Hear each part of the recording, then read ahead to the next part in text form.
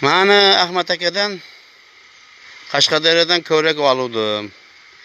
Mana 1 yillik ko'rak nasib bo'lsa.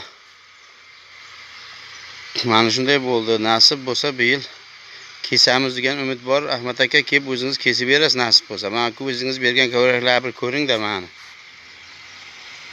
Xato kamchiligini aytasiz. Bo'lmasa bir kelib ko'rib ketasiz aka.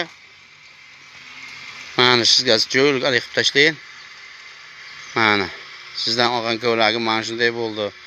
Mana 1 yillik nasib bo'lsa kessangiz bo'lar ekan deyapmiz, kelib bu yil kesamiz nasib bo'lsa. Qanday bo'pti? Aytasiz javobini ko'rib, mana o'zingiz mahsulotingizda. Mana shunday bo'ldi.